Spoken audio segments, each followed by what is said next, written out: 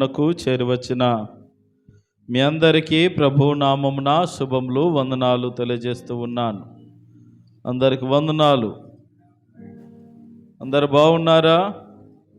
దేవుని మహా గొప్ప కృపను బట్టి మరి చూస్తుండగానే రోజులు గడిచిపోతున్నాయి, నెలలు గడిచిపోతూ ఉన్నాయి, సంవత్సరాలు మారుతున్నాయి, పరిస్థితులు మారుతున్నాయి, వాతావరణం మారుతుంది, పద్ధతులు మారుతున్నాయి, మాట తీరు మారుతుంది, మనుషుల ప్రవర్తన మారుతుంది. ఈ రీతిగా ఆలోచించుకుంటూ పోతే ఇంకా అనేక రూపురేఖలన్నీ మారిపోతూ ఉన్నాయి. ఇలాంటి తరుణములో మారవలసినటువంటి మనసులు, మనస్తత్వాలు విశ్వాసులముగా మార్చుకోవలసి, సరిచేసుకోవలసిన ఆవశ్యకత మన జీవితంలో కూడా ఎంతైనా ఉన్నదని మనవి చేస్తూ, ఈ సందర్భంగా మరి ఆదికాండం 25వ అధ్యాయంలో నుండి కొన్ని ప్రాముఖ్యమైనటువంటి విషయాలు మనం ఈ రోజున నేర్చుకోబోతూ ఉన్నాం. ప్రేమణ దేవుని బిడ్డలారా, మరి ఇక్కడ నుండి అంతా కూడా కుటుంబ వ్యవస్థ ప్రారంభించబడుతూ ఉంటుంది. నేటి కుటుంబాలు ఎలా ఉన్నాయో మనందరికీ బాగా తెలుసు. ఆలనాటి కుటుంబాలు ఎలా ఉన్నాయో మనందరము ఈ సందర్భాలను మనం జ్ఞాపకం చేసుకుంటూ నేర్చుకుంటాం. కొంచెం వ్యత్యాసం ఉన్నప్పటికీ దరిదాపుగా ఆనాటి కాలంలో ఉన్నటువంటి పరిస్థితులు ఈనాడు లేకపోలేవు. ఈనాడు ఉన్నటువంటి కొన్ని పరిస్థితులు ఆనాడు కూడా ఉన్నాయి. ఒక టెక్నాలజీ తేడా తప్ప ప్రతి పరిస్థితులు కూడా ఆనాడు ఎలాగున్నాయో ఈనాడు ఉన్నాయి, ఈనాడు ఎలాగున్నాయో ఆనాడు కూడా కొన్ని కనబడుతూ ఉంటాయి. అయితే ఆ రోజుల్లో ఈ పద్ధతులు, పరిస్థితులు ఎలా ఇప్పుడు అప్పుడు ఎలా ఉన్నాయో, పరిస్థితులు పద్ధతులు ఉన్నమాట వాస్తవమే, కానీ ప్రేమానురాగాల రోజుల్లో మెండుగా దండిగా ఉన్నాయి. ఈ రోజుల్లో ప్రేమ తప్ప అన్నీ మనకు కనబడుతూ ఉన్నాయి. ప్రేమను దేవుని బిడ్డలారా జ్ఞాపకం చేసుకుందాం. మరి మొన్నటి దినమున మనం నేర్చుకున్నటువంటి విధముగా ఇస్సాకుకు వివాహం అయింది. మరి కన్న తండ్రి అబ్రహాము మరణించాడు.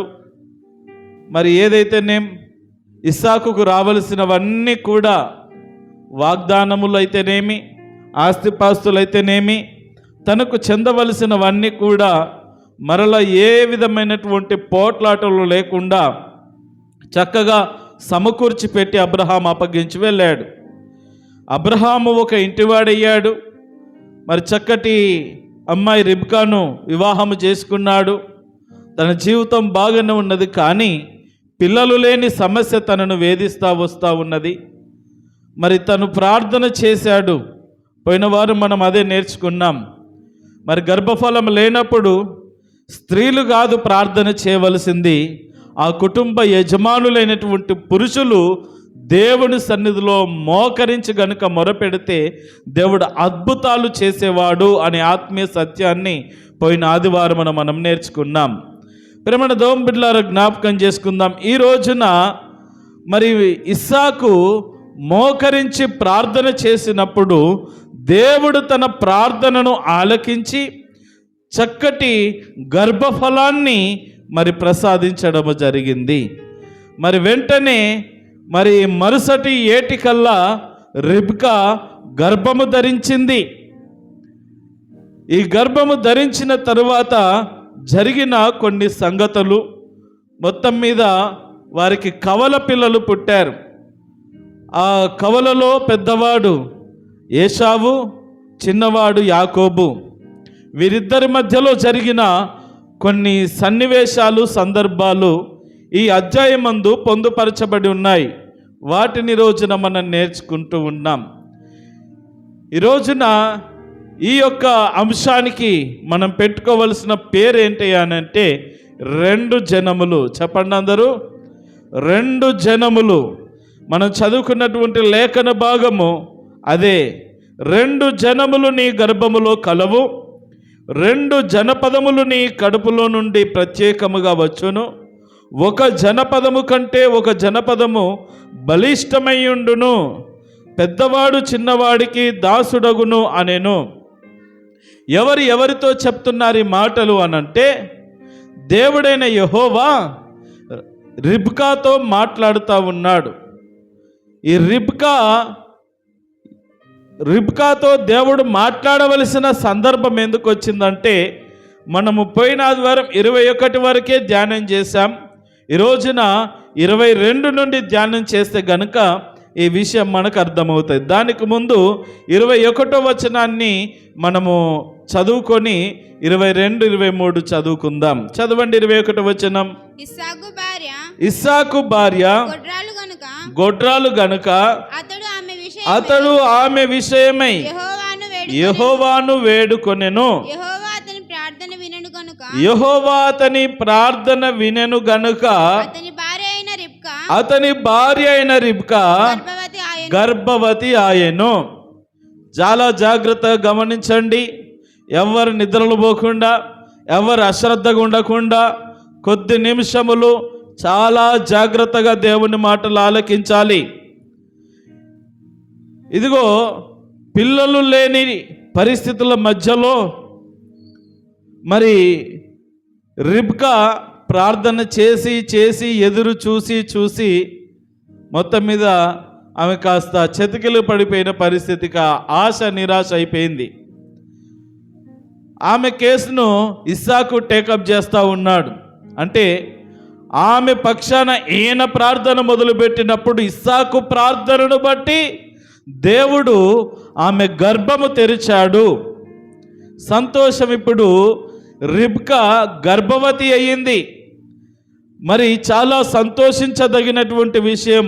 చాలా రోజుల తర్వాత, చాలా సంవత్సరాల తర్వాత మరి గర్భము నిలిచింది అనే శుభవార్త తెలిసినప్పుడు మరి ఏ స్త్రీకి కానీ ఏ పురుషునికి కానీ భార్యాభర్తలకు ఉన్నటువంటి ఆ ఆనందము అవధులు లేనటువంటిది.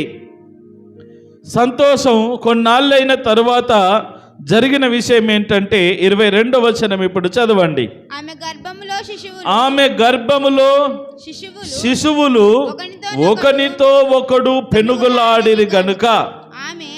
జాగ్రత్తగా వినండి. వాస్తవంగా సైంటిఫిక్గా మరి నెలలు నిండుతున్నటువంటి గర్భిణికి మరి లోపల గర్భంలో ఉన్నటువంటి శిశువు కదలిక ఉండాలి. కదలిక అనేటటువంటిది కనబడాలి, వాళ్లకు అర్థం కావాలి. డాక్టర్లు కూడా చెప్తూ ఉంటారు. ఒకసారి పరిశీలన చేసుకో, రోజుకు ఎన్నిసార్లు ఆ బిడ్డ కదులుతూ ఉన్నాడు అని పరీక్షించేటటువంటి కొన్ని విషయాలు కూడా చెప్తూ ఉంటారు. ప్రేమణ దేవుని బిడ్డలారా, జ్ఞాపకం చేసుకుందాం. బిడ్డలు కదలిక మంచిదే. వాళ్ళు కదులుతూ ఉంటారు, కొన్నిసార్లు తంతా ఉంటారని అంటారు. ఆ రీతిగా వాళ్ళు దాంట్లో మెసులుతూ ఉన్నప్పుడు ఆ కదలిక అనేటటువంటిది తల్లికి కనబడుతూ ఉంటుంది. అది సంతోషమే. కానీ ఆ రిబ్కా గర్భంలో 2 కవలులు ఉన్నారు, 2 బిడ్డలు ఉన్నారు.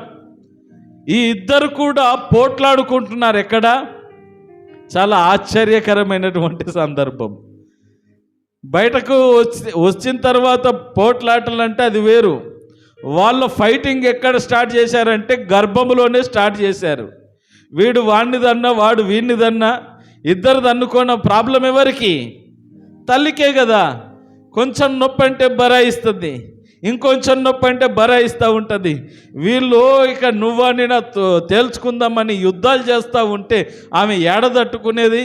ఏమినైనా ఇయ్యక ఇప్పుడు ఇచ్చినావు, ఇప్పుడు ఇస్తే ఇదిగో వీడమదంతా ఉన్నాడు, ఇది లోపల నాకు చాలా నానా అవస్థ ఉన్నది, దీనికి బ్రతకడం కంటే నేను చావడం మేలు, చంపేసప్పుడు చేయకనేసి ఒక విస్తుపోయి ఏమంటే తన ఆశలు చంపుకున్నటువంటి విధంగా మారిపోయింది రిబ్కా. ఇలాంటి తరుణంలో దేవుడు మాట్లాడతాడు. చదవండి, ఇంకా కంటిన్యూ. ఆమె అలాగైతే నేను బ్రతుకుట ఎందుకని అనుకొని ఈ విషయమై యెహోవాను అడగ వెళ్ళాను. ఏంది ప్రభువా, అసలు నేను ఎందుకు బ్రతకాలా? లేక ఇచ్చిన సంతోషం. ఒకరు కాదు, ఒకటేసారి ఇద్దరినిచ్చావు సంతోషం. ఇద్దరు ఉన్నారని వాళ్ళకి ఎట్లా అర్థమైందో ఈ రోజుల్లో, ఒకరు ఉన్నారా ఇద్దరు ఉన్నారా పుట్టేంత వరకు చెప్పలేరు. కొన్ని టెక్నాలజీ ఉన్నాయి, అప్పటికంటే ఇప్పుడు చాలా నాణ్యమైన టెక్నాలజీ ఉన్నది. కానీ కొన్ని చట్టరీత్ర నేరాలు చెప్పడం ముందుగానే చెప్తే వాళ్ళకు ఏంటంటే శిక్ష పడుతుంది కనుక చెప్పారు. అలాగైనా కొన్ని జరిగేవి ఎలాగో జరుగుతూ ఉన్నాయి అనుకోండి. మరి ఆ రోజుల్లో అర్థమైపోయింది రిబ్కాకు, నా గర్భంలో ఇద్దరున్నారు, వీళ్ళిద్దరు పోట్లాడుకుంటా ఉన్నారు. ఆ బాధ తట్టుకోలేక, వేదన తట్టుకోలేక ఆమెకు కడుపంతా కూడా పచ్చి పుండులాగా మారిపోదు. ప్రతిరోజు పోట్లాట అంటే మామూలు, ఎన్ని రోజులంతా ఊరుకుంటూ ఉంటుంది పాపం. 9 నెలలు మోయాలా, అప్పటికి 7-8 పడిందో, ఇక 7 పడిందో 6 పడిందో, మొత్తం మీద ఈ పీకులాటలు తట్టుకోలేక, ఏంది ప్రభువా ఎందుకు ఇచ్చావు నాకు, ఎందుకు నాకు ఈ బాధ అని అన్నప్పుడు, దేవునితో తాను ప్రశ్నిస్తున్నప్పుడు సాక్షాత్తు దేవుడే రిబ్కాతో మాట్లాడుతున్నాడు. ఏమని చదవండి. 2 జనములు నీ గర్భములో ఉన్నాయమ్మా. అమ్మా జాగ్రత్తగా వినండి. ఓ రిబ్కమ్మ జాగ్రత్తగా విను. నీ గర్భములో 2 జనాలున్నాయి. 2 రకాలైనటువంటి మనుషులు. ఇద్దరు మనస్తత్వాలు వేరు, ఇద్దరి పద్ధతులు వేరు, ఇద్దరి విధి విధానములు వేరు, ఇద్దరి సంప్రదాయాలు వేరుగా ఉంటాయి, ఇద్దరి సంస్కృతి వేరుగా ఉంటుంది. ఇంకా ఇంగ్లీష్ బైబిల్లో మనం చూస్తే 2 నేషన్స్ అని వ్రాయబడింది. 2 దేశాలకు, 2 జాతులకు, 2 రకాల తెగలకు సంబంధించినటువంటి వ్యక్తిత్వం కలిగిన వారు నీ గర్భంలో ఉన్నారు. అలాంటి వారికి నువ్వు జన్మనివ్వబోతా ఉన్నావు అని చెప్తా ఉన్నాడు. చదవండి. 2 జనపదములు నీ కడుపులో నుండి వచ్చును, ప్రత్యేకముగా వచ్చును. ఒకని కంటే ఒకడు, ఒక జనపదము కంటే ఒక జనపదము బలిష్టమైండును. అంటే ఒకని కంటే ఒకడు, నువ్వెక్కువనా నేనెక్కువనంటే ఇద్దరు ఎక్కువనే అని చెప్తా ఉన్నది. ఏశావు ఎక్కువనే, యాకోబు ఎక్కువనే. అదే సమయంలో ఇంకో మాట కూడా క్రింద చెప్పబడతా ఉంటుంది, పెద్దవాడు చిన్నవానికి దాసుడగును.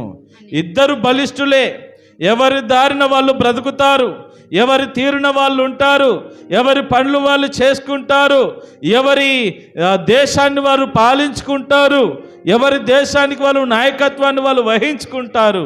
ఇద్దరు కూడా ఒకరికి ఒకరు తీసిపోలేకుండా బ్రతుకుతారు. అయితే పెద్దవాడు చిన్నవానికి దాసుడిగా ఉంటాడు అనే విషయాన్ని, ఆ ఆత్మీయ సత్యాన్ని, ఒక రహస్య విషయాన్ని దేవుడు రిబ్కమ్మ చెవులో ఊదాడు. ఆమె బాధ తట్టుకోలేక దేవుని దగ్గర మొరపెట్టినప్పుడు ఈ విషయాన్ని దేవుడు తనకు బయలుపరిచాడు. ఇప్పుడు రిబ్కమ్మకు అర్థమైంది ఏమిటి అని అంటే, నా కుమారుల్లో 2 కుమారులు పుడతారు, పెద్దవాని కంటే చిన్నవాడే గొప్పవాడవుతాడు, పెద్దవాని కంటే చిన్నవాడే మరి అధికంగా ఉంటాడు అనేటటువంటి విషయాన్ని తాను గుర్తెరిగింది. ప్రేమణ దోమ బిడ్డలారా, జ్ఞాపకం చేసుకుందాం. ఇదిగో ఈ రోజున ఒక తల్లి కడుపున పుట్టినటువంటి బిడ్డలు ఎవరు కూడా ఒకే మనస్తత్వం కలిగి ఉండరు. అవునా కాదా? అందుకని నేను మొదటనే చెప్పాను, ఎన్ని మారినా కొన్ని మార్పు, ఆనాడు జరిగినవి ఈనాడు జరుగుతున్నాయి, ఈనాడు జరిగినవి ఆనాడు కూడా జరిగాయి. ఈరోజు అన్నదమ్ముల మధ్యలో, అక్కచెల్లెల మధ్యలో ఏ విధమైనటువంటి పోట్లాటలు, వాదనలు, వాగ్వివాదములు ఉన్నాయో ఆ రోజుల్లో కూడా ఉన్నాయి. అన్నంటే తమ్మునికి పడదు, తమ్ముడంటే అన్నకు పడదు, ఒకరి అంటే ఒకరికి పడదు. ఈ విధమైనటువంటి తత్వాలు ఆ కాలంలో కూడా ఉన్నాయి. ఇదిగో 2 ఏశావు యాకోబుల మధ్య ఉన్నాయి. తరువాత యోసేపు కాలంలో కూడా చూస్తాం, అన్న తమ్ముల మధ్యలో విభేదాలు, పడనటువంటి పగలు ప్రతీకారాలు. ప్రేమణ దోంబిడ్లారా జ్ఞాపకం చేసుకుందాం. వీళ్ళు ఎవరయ్యా అనంటే ఒక తల్లి కడుపున పుట్టిన వాళ్ళే, కానీ వేరు వేరు స్వభావాలు ఉన్నాయి. ఈ రోజున మనము కూడా అందరము ఒకే సంఘము, ఒకే కుటుంబము, ఒకే మనస్సు కలిగినటువంటి బ్రతికేటటువంటి వారముగా ఉన్నప్పటికీ మన ఆలోచన వైఖరి కూడా వేరువేరుగా ఉంటుంది. నువ్వున్నట్టు నేనెందుకు ఉండాలి, నేను ప్రత్యేకంగా ఉంటాననేటటువంటి తత్వము ప్రతి వారికి అబ్బుతా ఉన్నది. ప్రేమణ దోంబిడ్లారా జ్ఞాపకం చేసుకుందాం. ఈ రోజున దేవుడు రిబ్కాతో మాట్లాడాడు, నీ గర్భంలో 2 జనములు ఉన్నాయి. 2 జనాలకు, 2 మనుషులకు కాదు, 2 దేశాలను స్థాపించేటటువంటి నాయకులకు నీవు జన్మనివ్వబోతున్నావమ్మా అని చెప్పి ఆశీర్వదించాడు. అయితే చదవండి 24వ వచనము. ఆమె ప్రసూతి కావలసిన దినములు నిండినప్పుడు ఆమె గర్భమందు కవలవారుండిరి. మొదటివాడు ఎర్రనివాడుగా బయటకు వచ్చెను, అతని ఒళ్ళంతయు రోమ వస్త్రముల వలె నుండెను గనుక అతనికి ఏశావు అని పేరు పెట్టారు. ఏశావు అనే పేరుకు అర్థం ఏంటంటే ఎర్రనివాడు అని అర్థం. ఆ రోజుల్లో వారి క్రియలను బట్టి లేదా పరిస్థితులను బట్టి పేరు పెట్టేశారు. వాడు ఎర్రగా పుట్టాడంటే ఎర్రోడు, మన భాషలో చెప్పాలంటే ఇప్పుడు ఏశావు పేరు ఎర్రోడు. ఒకవేళ యాకోబు నల్లగా పుట్టాడంటే నల్లోడు అని పెడతారు. ఆ రీతిగా పెట్టుకున్నారు వాళ్ళు పేర్లు. ప్రేమణ దోంబిడ్లారా, ఎర్రటి రోమములు కలిగినటువంటి వాడిగా, మరి పెయ్యంతా కూడా మరి రోమాలు కలిగినటువంటి, ఎక్కువ వెంట్రుకలు కలిగినటువంటి వాడిగా అతడు పుట్టాడు. ఒక్క మాటలో చెప్పాలంటే గొర్రెబొచ్చు ఏ రీతిగా పెరుగుతుందో అలాంటి చర్మానికి ఎక్కువ రోమాలు. సహజంగా పురుషులకు ఎక్కువ రోమాలు ఉంటాయి, స్త్రీలకు కాస్త తక్కువ. వారి శరీర ఆకృతిని బట్టి స్త్రీలకు కూడా కొంచెం ఎక్కువ రోగాలు పేలో ఉంటాయి. అయితే ఈ మనిషికి సహజంగా ఉండవలసిన రోమాల పరిమితి కంటే ఎక్కువగా ఒక జంతువు చర్మానికి ఉండవలసినటువంటి రోమాల స్థితి ఏశావునకు వచ్చింది. ఎక్కువ రోమాలు, ఎర్రగా పుట్టాడు. అందుకని అతని పేరు ఏశావు. ఈ ఏశావు ఎవరు అనంటే మరి ఏదోమీయులకు రాజుగా, ఏదోమి ఒక సంతానం, ఒక జనరేషన్, ఒక తెగ అతని ద్వారా విజృంభించబడిందనే విషయాన్ని మనం జ్ఞాపకం చేసుకోవాలి. తర్వాత చదవండి. తరువాత అతని సహోదరుడు బయటకు వచ్చినప్పుడు అతని చెయ్యి ఏశావు మడిమెను పట్టుకొని ఉండను గనుక అతనికి యాకోబు మీన్స్ ఏం పేరు? మోసగాడు. మడిమెందుకు పట్టుకున్నాడు? ఈ మాట బాగా జ్ఞాపకం చేసుకోవాలా. ఏ గర్భంలోనైనా ట్విన్స్ కవలలు ఉన్నప్పుడు ఫస్ట్ ఒక బిడ్డను తీసిన తర్వాత రెండవసారి ఇంకొక బిడ్డను తీస్తారు. ఇంకా కొంతమంది గర్భములో 3 పిల్లలు కూడా, అది చాలా అరుదు. ముఖ్యంగా మానవులకు ఫస్ట్ ఒకరు, ఒకవేళ ఉంటే గనుక 2 కవలలు అని అంటాం. ఇక 3 శిశువులు ఒకే గర్భంలో పుట్టాలంటే కాస్త అరుదు. అలాంటి కేసులు కూడా ఉన్నాయి, భూమి మీద కొన్ని జరిగాయి. అయితే చాలా తక్కువ. అయితే జ్ఞాపకం చేసుకుందాం, ఈ యాకోబు బాధ ఏంటంటే గర్భములోనే పోరాటం. ఒరే నువ్వు ఆగురా, నేను ముందెళ్తాను. ఎవరు? యాకోబు బాధ. యాకోబు ఏశావు మడిమెను పట్టుకున్నాడు. ఎందుకు? వాడిని వదలట్లేదు. నేను ముందెళ్తానని ఆయన బాధ. నేను ముందుంటాను, నువ్వు ఆగురై. వాడు పెద్దవాడిగా పుట్టవలసి ఉన్నది కాబట్టి వాడు ఫస్ట్ వెళ్తున్నాడు. వీని బాధ ఏంటంటే నేను ముందెళ్తానని ఈయన బాధ. కాబట్టి జ్ఞాపకం చేసుకోవాలా, పోరాటం ఎక్కడ స్టార్ట్ అయింది? గర్భములోనే స్టార్ట్ అయింది. గర్భములో ఉన్నప్పుడే ఈ యుద్ధం ప్రారంభించారు, అన్నదమ్ముల జగడం. ఈ జగడము కాస్త పెరిగి పెద్దయిన తరువాత కూడా కొనసాగుతానే ఉన్నది. అయితే మొత్తం మీద యాకోబు మరి ముందుగా ఏశావు వెళ్ళిపోయినప్పటికీ బయటకు తను మాత్రము అన్నం అనివేయడం వదలట్లేదు. అసలు ఇది ఎలా సాధ్యమో కాస్త మన బుర్రలకు అంతు చిక్కనటువంటి పరిస్థితే. పుట్టిన పిల్లలు వెంటనే చేతి కూడా అంత గట్టిగా ఒకేసారి పట్టుకోలేరు. కానీ ఇక్కడ చూసే కొన్ని పరిస్థితులు చాలా ఆశ్చర్యాన్ని మనకు కలిగిస్తూ ఉన్నాయి. వదలకుండా అన్న కాలిని మడివెను గట్టిగా పట్టుకున్నాడు. మొత్తం మీద ఇద్దరు బయటకు వచ్చేసారు. కానీ దీంట్లో మోసపూరితమైనటువంటి లక్షణాలు, ఆలోచనలు యాకోబుకే ఉన్నాయి. ప్రేమణ దేవుని బిడ్డలారా, జ్ఞాపకం చేసుకుందాం. ఈ రీతిగా మొత్తం మీద రిబ్కా కడుపు నొప్పితో వాళ్ళు తన్నుతూ ఉంటే, ఫైటింగ్ చేస్తూ ఉంటే బాధపడి దేవుడి తనలో ప్రార్థన చేసినప్పుడు దేవుడు తనకు జరగబోయేదాన్ని ముందుగానే ఆ భవిష్యత్ విషయాలను తెలియపరిచాడు. దాన్ని మనసులో పెట్టుకున్నది. మరి కాన్పు జరిగింది, సుఖమైనటువంటి ప్రసవం. మొత్తం మీద ప్రసవం అయిపోయిన తర్వాత జరిగినటువంటి విషయాలు కొన్ని మనం చూస్తూ ఉంటాం. చదవండి కింద, కంటిన్యూ. ఆమె వారిని కనినప్పుడు ఇస్సాకు 60 ఏండ్ల గలవాడు. Note this point your honour. ఈ మాట బాగా జ్ఞాపకం చేసుకోవాలా. ఇస్సాకు ఎప్పుడు పెళ్ళైంది? అమ్మో, ఓ అమ్మలారా ఇటేనండి. ఇస్సాకు ఎప్పుడు పెళ్ళైంది? ఎన్ని సంవత్సరాలకు? 40 సంవత్సరాలకు. ఎప్పుడు బిడ్డలు పుట్టారు? 60 ఏండ్లకు. ఎన్ని సంవత్సరాలు మధ్యలో? ఇప్పుడు పెళ్ళై 1-2 సంవత్సరాలు అయితే కష్టమే. 3-4 సంవత్సరాలు అయితే ఏమి ఇంకా లేదా? ఈ బయట వాళ్ళ బాధ కన్నా, వాళ్ళకి లేని బాధ ఇక బయట వాళ్ళ బాధ కన్నా కానాలా. ఇక ఏది లేకపోతే ఇప్పుడు సర్వగసి వచ్చింది, వీళ్ళు ఏం చేయనక్కర్లేదు, పక్కోళ్ళు పిల్లని గణిస్తారు. అట్లాంటి దుస్థితి, దుర్మార్గమైనటువంటి స్థితి. ఇక రానిక తల్లులైనటువంటి వారు పిల్లలకు పాలిచ్చేటటువంటి స్థితిని కూడా కోల్పోతారు.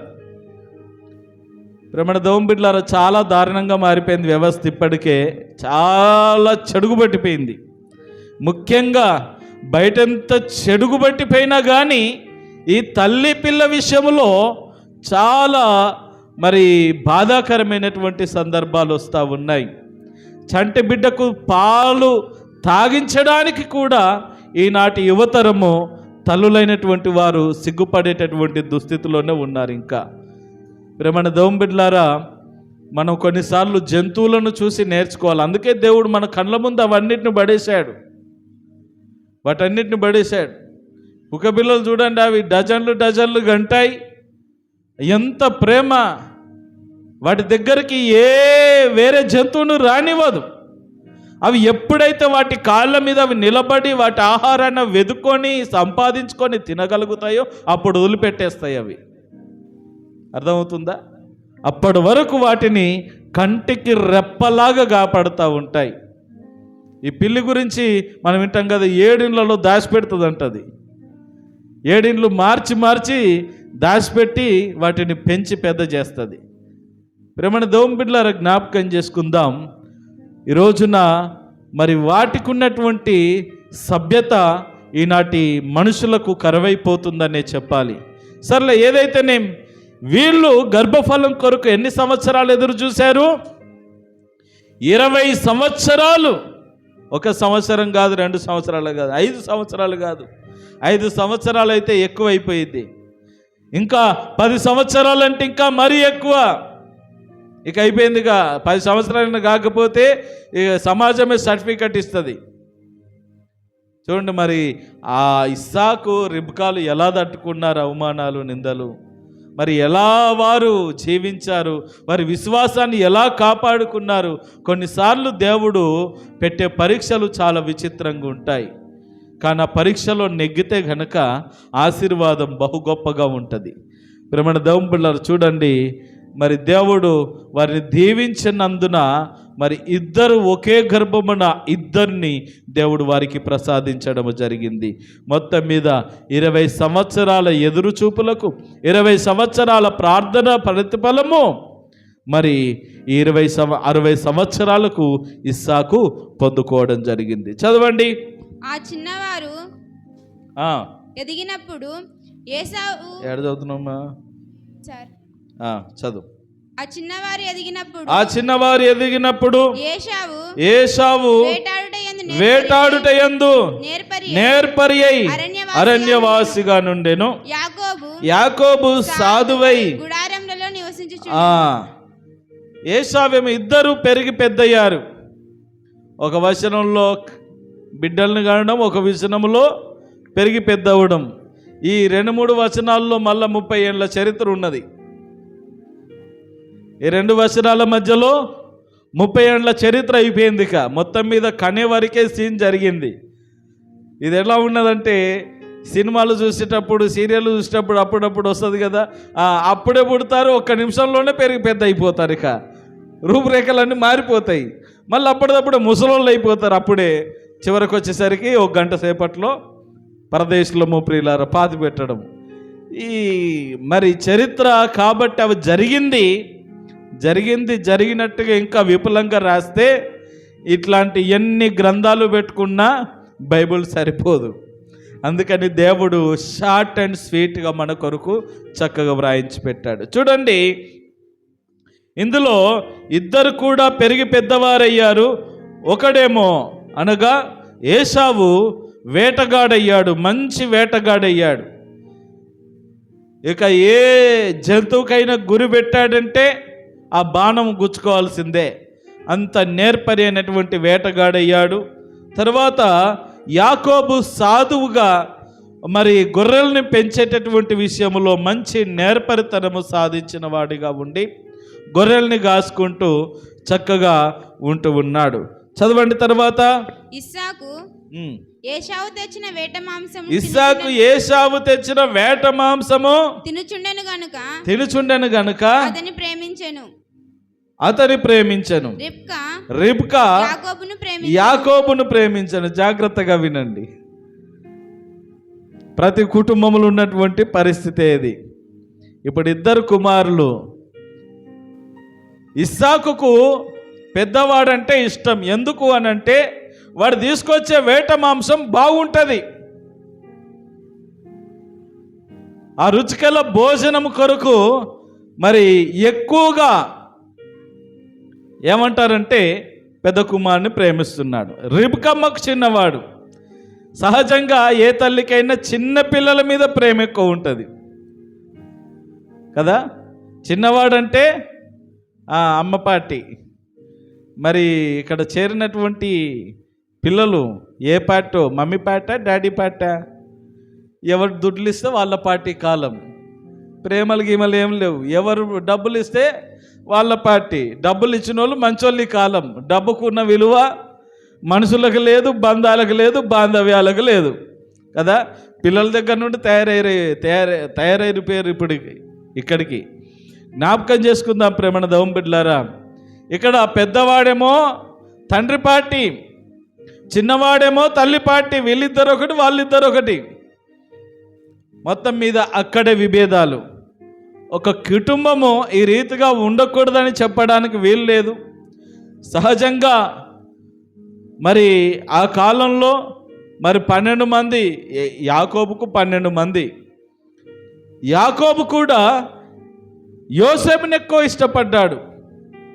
యోసేపు అంటే బహుప్రేమ. మరి మిగిలిన 10 మంది ఉన్నారు కదా, వాళ్ళ మీద ఈయన మీద ఉన్నంతవంటి ప్రేమ అంతగా వాళ్ళ మీద లేదు. ప్రేమ లేదని కాదు, ఇంత ఎక్కువ ప్రేమ వాళ్ళ మీద చూపెట్టలేదు.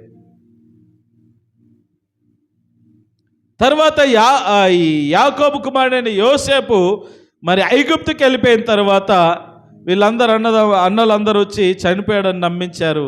బాధపడిన తర్వాత మళ్ళీ బెన్యామీను పుట్టాడు.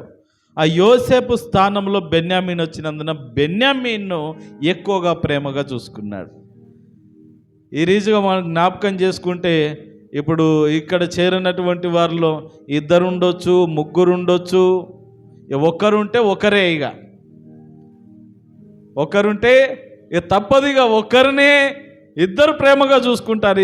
ఇద్దరున్నప్పుడే ఒకరి మీద ఎక్కువ, ఒకరి మీద తక్కువ అనేటటువంటిది. ఒక పార్టీలు అనేటివి అక్కడ తెలుగుదేశము, తర్వాత ఇదేంది వైఎస్ఆర్ కాంగ్రెసు, ఈ పార్టీలు చీలిపోతాయి అన్నమాట. నువ్వు ఆ పార్టీ, నేను ఈ పార్టీ. నాయనకో జెండా పెడతారు, అమ్మకో జెండా పెడతారు. ఇక వాళ్ళు జెండా పట్టుకొని తిరుగుతారు. కాబట్టి జ్ఞాపకం చేసుకుని 4 ఉండొచ్చు, 6 ఉండొచ్చు, 2 ఉన్నారు కాబట్టి ఇక్కడ సరిపోయింది. ఆయన ఒక పార్టీ, ఈమె ఒక పార్టీ. మరి ఇప్పుడు 3 ఉన్నారనుకోండి, 4 ఉన్నారనుకోండి, ఎవరు ఏ పార్టీ? చూసారా? ఈ రోజుల్లో ఏదైతే జరుగుతున్నదో ఆ రోజుల్లో జరిగిందే ఈ రోజుల్లో జరుగుతూ ఉన్నది. ఆ రోజుల్లో జరిగింది ఈ రోజుకు జరుగుతూ ఉన్నది. ఇది కుటుంబ వ్యవస్థ. కొన్ని పద్ధతులు, కొన్ని పరిస్థితులు మారకపోవచ్చు, కానీ మన విధి విధానాలు అనేటువంటివి మారి తీరాలి. దేవునికి మహిమ కలుగునుగాక. హల్లెలూయా. మొత్తం మీద వీళ్ళిద్దరూ ఒక పనిమంతులు అయిపోయారు. ఎవరి పని వాళ్ళు చేసుకుంటున్నారు. పెద్దవాడు వేటకెళ్తున్నాడు, చిన్నవాడు గొర్రెలు కాసుకుంటున్నాడు. సంతోషం. ఏదో ఒక పార్టీ బాగున్నారు. పార్టీలు వేరైనా ఒక కుటుంబంలో ఒక ఇంట్లో కలిసిమెలిసి బాగున్నారు. అయితే వచ్చింది ఒక కంప. చదవండి. ఒకనాడు యాకోబు కలగూర వంటకము వండుకొనుచుండగా ఏశావు అలిసిన వాడై పొలములో నుండి వచ్చి, జాగ్రత్తగా వినండి. కలగూర తెలుసమ్మా మీకు? కలగూర వంటకము,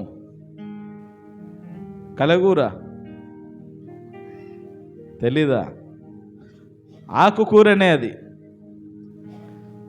ఆకుకూరనే, కానీ కలగూర అని మనకు చీరలలో దొరుకుతుంది. మీరు అప్పుడప్పుడు పట్టుకొస్తారు. మా సైడ్ అయితే దాన్నే కలగూర అంటారు. మరి మీ సైడ్ ఇక్కడ ఏదంటారో నాకు తెలీదు. అప్పుడప్పుడు మా పాస్టమ్మ కూడా తీసుకొస్తారు. ఏం పేరమ్మా అది? పేరు నీకు కూడా తెలియదా? సంతోషం. ఏదో పేరు, పాలకూరనో, తోటకూరనో, గోంగూరనో, పీతలో, రోతలో ఏదో ఒకటి పెట్టుకుందాం పేరు. ఆకుకూరలు మొత్తం మీద కలగూర వంటకం అంటే ఆకుకూరలు. అది ఎలా ఉన్నదంట? ఎర్రగా కనబడుతూ ఉన్నది. మరి ఆకుకూర ఎర్రగా ఉండదు కదా. మరి ఆ కాలంలో కొన్ని దేశాల్లో ఆకులు ఎర్రగా ఉంటాయి. అర్థమవుతుందా? ఇప్పుడు మనకు క్యాబేజీ దొరుకుతుంది కదా, ఏమంటారు అది? గోపి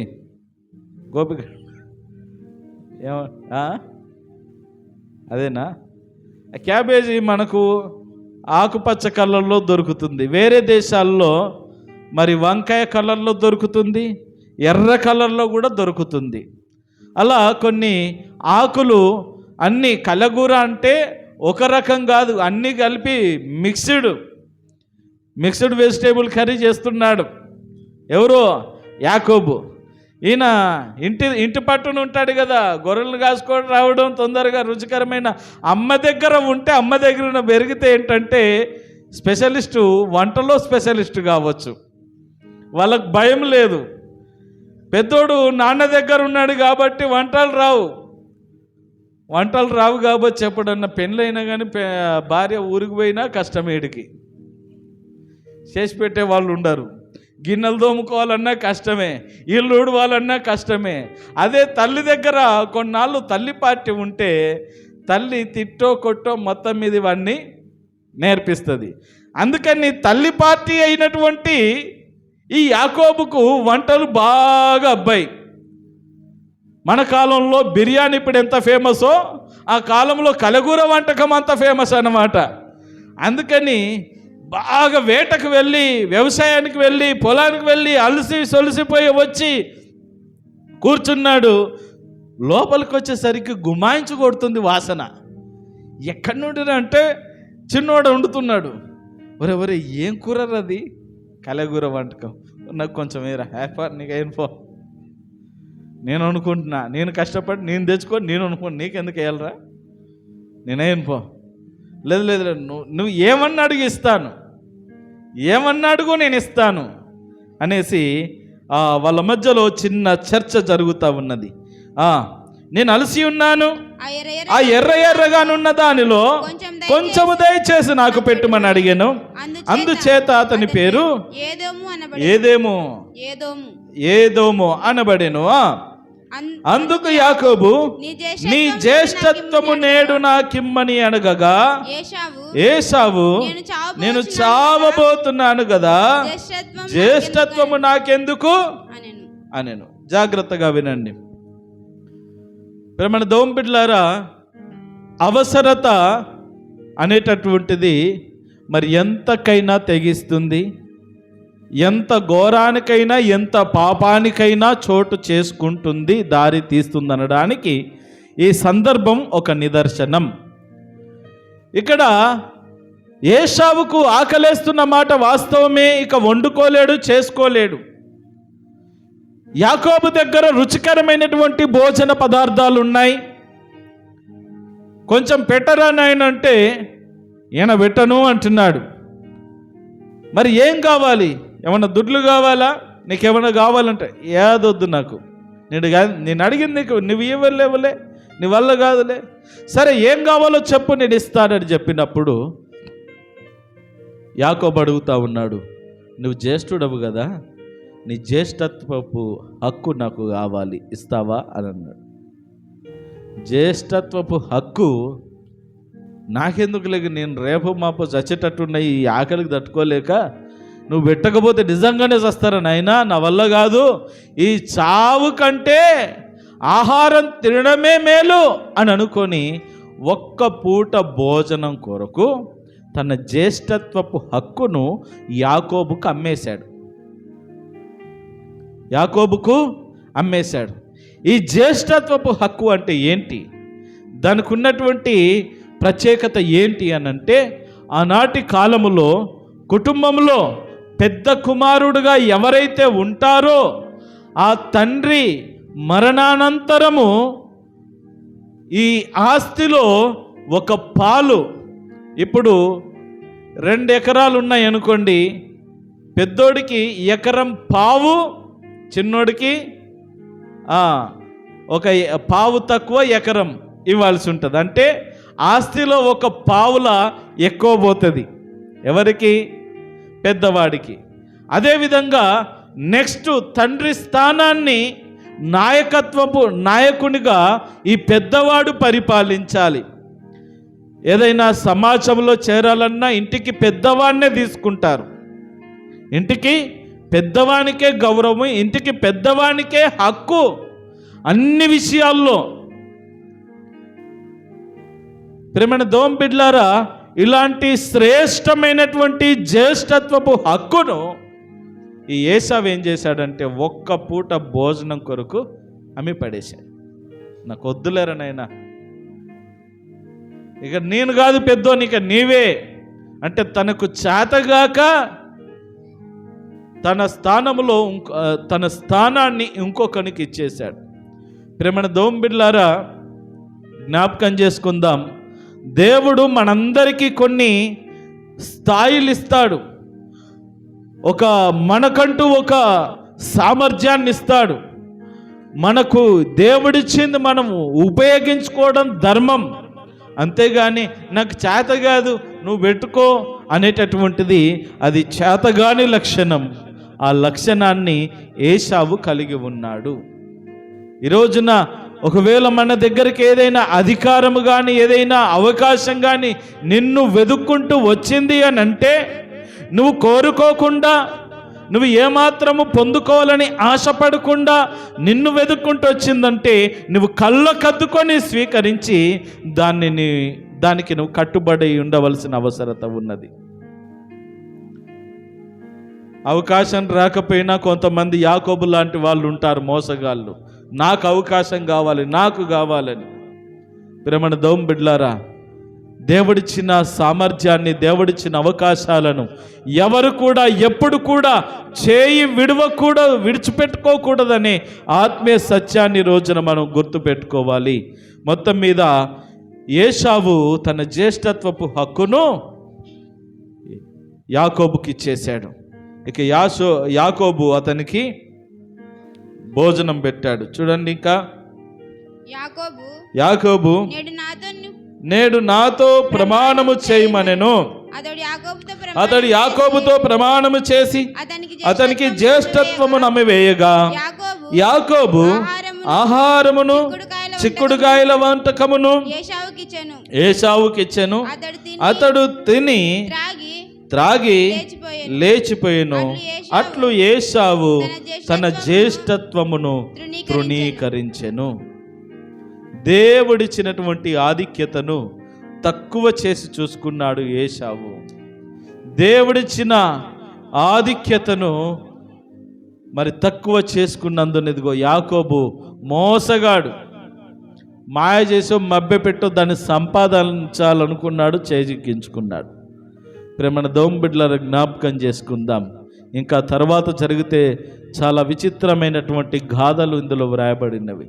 ఏదైతేనేం ఈ రోజున మనం 2 జనాలను చూస్తున్నాం.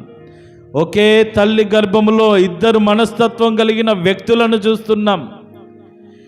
2 వ్యక్తులు, 2 అన్నదమ్ములే, 2 ఒకే రక్తానికి సంబంధించిన వాళ్ళు, ఒకే తల్లి కడుపున పుట్టిన వాళ్ళు. కానీ వాళ్ళ ఆలోచనలు వేరుగా ఉన్నాయి, వాళ్ళ పద్ధతులు వేరుగా ఉన్నాయి, వారి ఆచార వ్యవహారాలు వేరుగా ఉన్నాయి, వారి మాట తీరు వేరుగా ఉన్నది. ఈ రోజున మరి మన పరిస్థితి ఏంటి? మనమందరము కూడా ఒకే క్రీస్తు రక్తము చేత కడగబడిన వారము కదా. మనం అలా వేరుగా ఉండడానికి వీలు లేదు. మనమంతా ఒక్క జనాంగముగా ఉండాలి. ఒకే మాట, ఒకే భాష, ఒకే భావము కలిగి మనము బ్రతికినప్పుడే దేవుడి జీవితాన్ని ఆమోదించి నడిపించగలడు అనే ఆత్మీయ సత్యాన్ని గుర్తెరగాలి. కాబట్టి ప్రభునందు ప్రేమన దౌం బిడ్లారా, ఈ భక్తుడైనటువంటి యాకోబు ఏశావుల గురించి మనం వింటూ ఉన్నాం. పెద్దవాడు చిన్నవాడికి ఈ హక్కును తృణీకరించడం ద్వారా దాసుడిగా మారిపోయాడు. ఇక ఇప్పటి నుండి ఏశావుది కుటుంబంలో పెద్ద చేయలేదు. రే ఇది తీసుకురా, నేనెందుకు చేయాలరా? ఇప్పుడు పెద్దోడివి నువ్వా నేనా? పెద్దోడివి నువ్వా నేనా? చిన్నోళ్ళకు సహజంగా ఎక్కువ పనులు తలుగుతాయి. ఎందుకంటే పెద్దోళ్ళు ఆర్డర్ చేస్తారు, రై అది తీసుకురాపోరా. వీడు చిన్నవాడైన కారణాన సచ్చినట్టు చేయాలా. ఇప్పుడు యాకోబుకు పరిస్థితి లేదు. జ్యేష్ఠత్వ హక్కు నువ్వు సంపాదించుకున్నాడు కనుక ఇప్పుడు ఇతను పెద్దోడికి పని చెప్పొచ్చు, రేయ్ అది తీసుకురా, ఇప్పుడు సచ్చినట్టు చేయాలంటే తనకున్న అధికారాన్ని, ఆధిక్యతను, ఆ గొప్ప సామర్థ్యాన్ని ఏశావు జారవిడుచుకున్నాడు. దాన్ని యాకోబు పొందుకున్నాడు. అయితే యాకోబులో కూడా మోసం చేసే తనం ఉన్నది. అందుకే యాకోబు కూడా కొన్ని విషయాల్లో ఫెయిల్ అయ్యాడు. కాబట్టి జ్ఞాపకం చేసుకుందాం. మరి మనం ఎలా ఉన్నాం ఒకసారి జ్ఞాపకం చేసుకొని, మన పద్ధతులు ఎలా ఉన్నాయి, మన మాట తీరు ఎలా ఉన్నది, మన ఉద్దేశాలు, మన ఆలోచన వైఖరి ఎలా ఉన్నది అనేది ఒకసారి ఆలోచన చేసుకొని మన స్థితిగతులను సరి చేసుకుందాం. ఒకే వరలో 2 కత్తులకు తావులేదు. మనము ఒకటిగా ఉండాలి. అందరము ఒకే భావనతో ఉండాలి. సంఘము ఏకత్వము కలిగి ఉండాలి. ఒకే మాట మీద ముందుకు సాగాలి. దేవుని కొరకు ఒకే విధముగా జీవించడం నేర్చుకోవాలి. 2 విధి విధానాలు ఎప్పుడు కూడా మంచివి కాదు. ఇదిగో ఒకే కుటుంబంలో ఒకే ఇంట్లో ఉంటున్నారు, కానీ 2 రకాలైనటువంటి తత్వాలు ఉండేసరికి విభేదాలు పుట్టుకొచ్చాయి. సమస్యలు చివరికి ఎక్కడికి దారి తీసిందంటే వీళ్ళ మధ్యలో ఉన్న గొడవ వాళ్ళు విడిపోయి కొన్ని సంవత్సరాలు వీడెవడో వాడెవడో తెలియనంత దూరము తీసుకెళ్ళిపోయింది.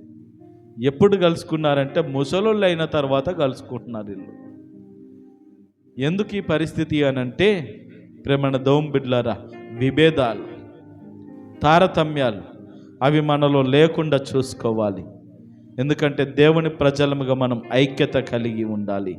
అటు ఐక్యత కలిగే స్థితి మన సంఘములోను మీ కుటుంబాల్లోనూ దేవుడు మీకెల్లరికి అనుగ్రహించి నడిపించును గాక. తలలు వంచండి, కళ్ళు మూసుకోండి, ప్రార్థన చేసుకుందాం.